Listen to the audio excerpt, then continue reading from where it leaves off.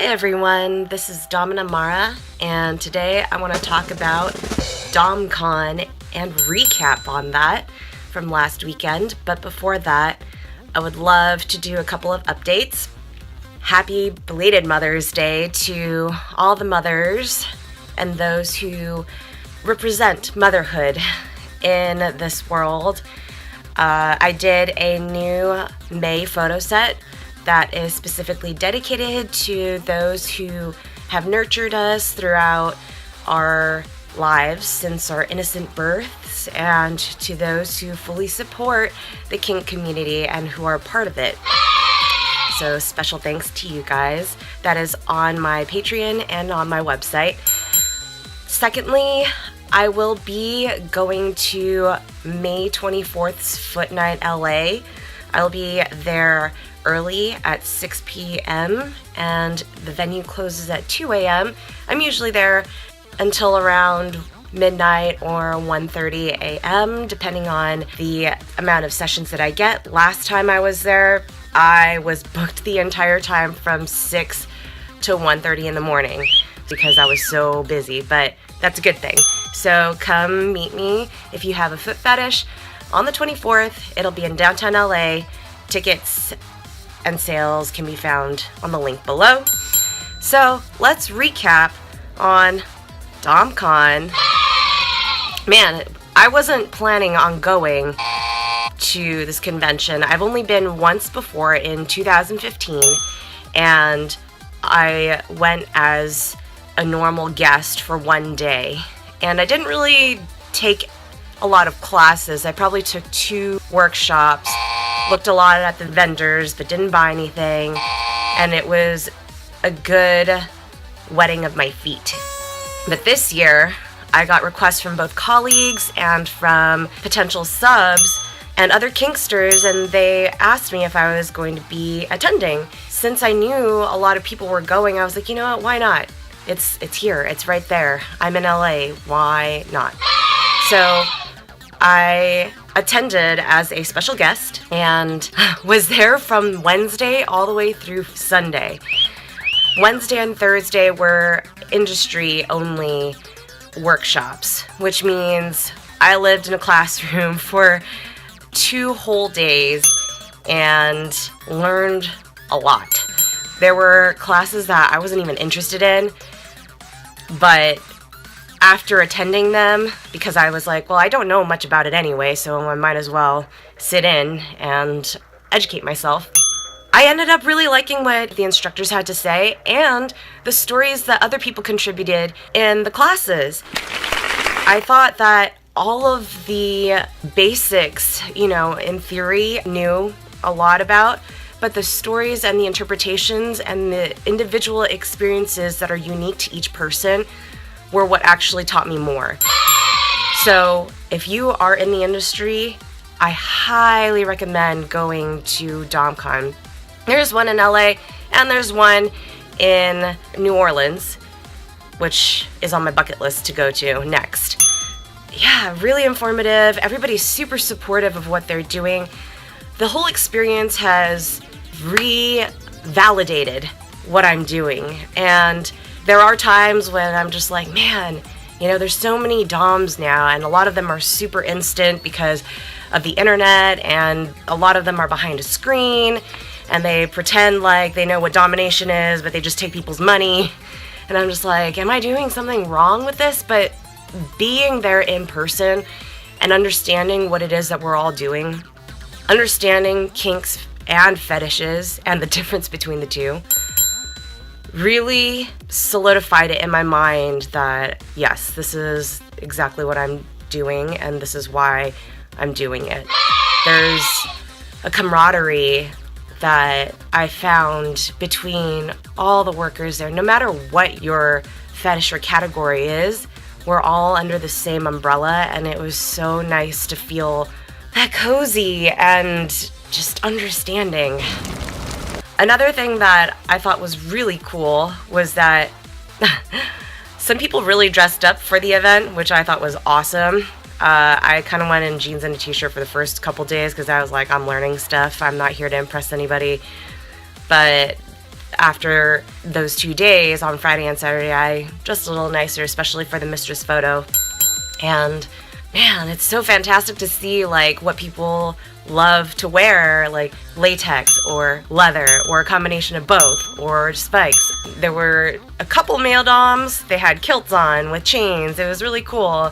People brought their implements, canes, floggers, and I don't know that because I haven't seen a lot of these people play in person. I've only seen them either online or through magazine covers or Instagram and other social media. So it's really cool to actually see them in person. Speaking of which, I got to meet some really fantastic people that I've been following for a really long time, or newly following on Twitter and on Instagram. And you can check out all of my photos. I have just a nice Rolodex of all these really gorgeous ladies and man that I met over the weekend. And it was just so fantastic to hear their stories and their journeys of how they came to kink and this whole BDSM world. And it was really awesome that they were really cool and friendly in person. There are going to be some divas out there who think that they are too good to take photos with you or to hold your phone if you need them to like do something really quick for you. In one of the lectures, this really renowned dom who owns a dungeon and has ladies rent from her, she was like, one time I had to go pee really bad and I asked this dom to hold my phone, and the dom's like, no, why don't you go get a sub to do it? And she was just like, bitch, I just need to go pee, hold my damn phone. And I thought that was so funny because, you know, sometimes being in this industry makes you have a bigger head than you may want to have about yourself because you're being worshipped left and right, and sometimes that becomes your reality. But she just made a really good point about, you know, if you're not serving a person directly, you're a normal person to everybody else. Like, I don't treat somebody's sub like a slave or a sub if the mistress hasn't given me permission to, or if the sub isn't paying me to do so.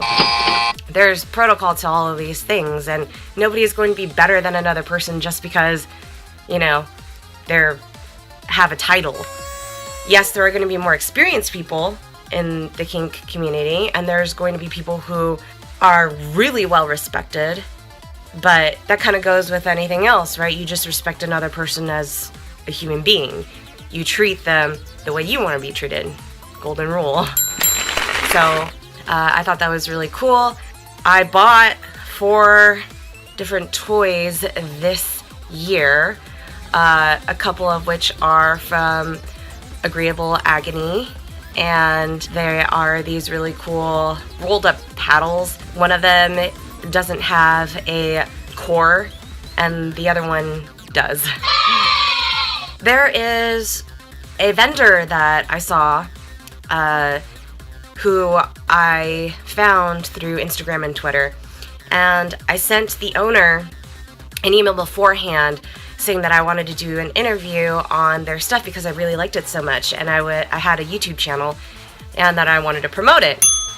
They weren't very enthusiastic about being filmed and sharing their workspace, and so I was like, oh, no worries, you know, it was just a shot in the dark, and I totally respect your privacy. But it's something that I kind of wanted to test out and see if I should do reviews, especially if I personally like vendors. I'm not getting paid for any of this. I'm just doing this because I actually genuinely like the products, and I want people to know about these products. But it's something that I've been toying with and had the idea for, and it's been up in the air. So I was just like, let's try it out.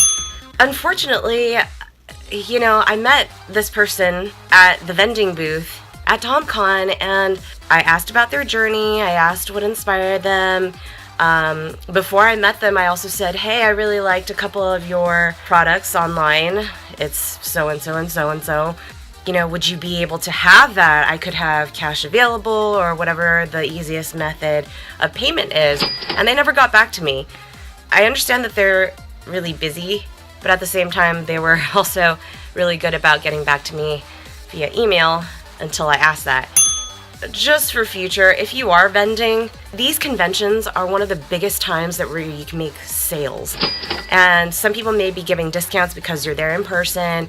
You know, it's free shipping. I mean, you're obviously going to pick up the item most of the time there. If you are buying the items from them, you want to be able to interact with the makers or the people who are from the company, and they want to be able to sell you their products.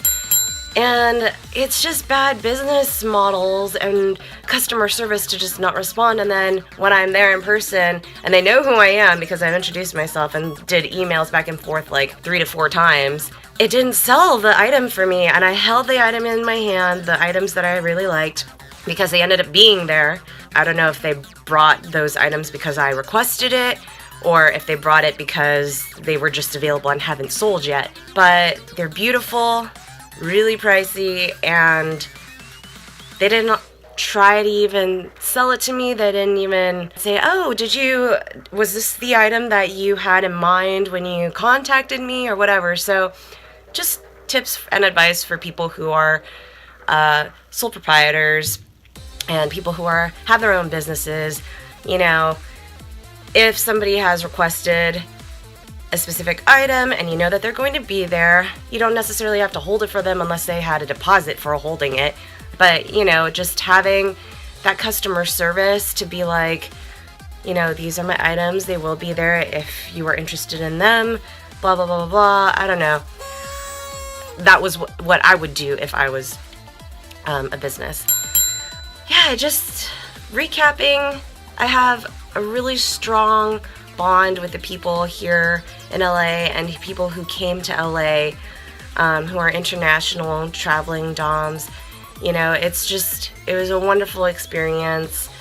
I went to the tea and the last after party, play party, and got to watch some of the masters and equivalent of master mistresses, these experts who have been doing it for years and years, people who I have seen getting into kink and going to their classes in the beginning when I was first getting into it, and seeing them now, man, it makes me appreciate all of them even more because I can understand their techniques. I understand why they're doing things. They explain things really crystal clear. Even though I've taken some of these classes before, like single tail whips or fire play, the way that these people go around the room and address everybody, you know, make them feel like they're a part of class, and then do demos so that we understand their style of play and how you can take that and incorporate your own thing to it, is just so magical, man. I love it. And there's nothing else in the world like it. So thank you. Huge thank you to Mr. Cyan of Sanctuary staff for helping out and putting all this together, all the board members, everybody who flew in from across the states and around the world. You guys were amazing, and I will definitely be coming back and attending more and being part of the community. So huge thank you. So to recap, I am going to be at Foot Night LA Thursday from 6 until whenever. First come, first serve. A lot of the guys that I get when I first come in are really happy because they get fresh feet out of my combat boots or sneakers, whichever I feel like wearing that day, and they're really happy. Otherwise, VIP members who also can come in early and reserve a space in exclusive room usually swipe me up as I'm walking in the lobby area, so catch me if you can. And I will see you guys next time. Be safe and have fun.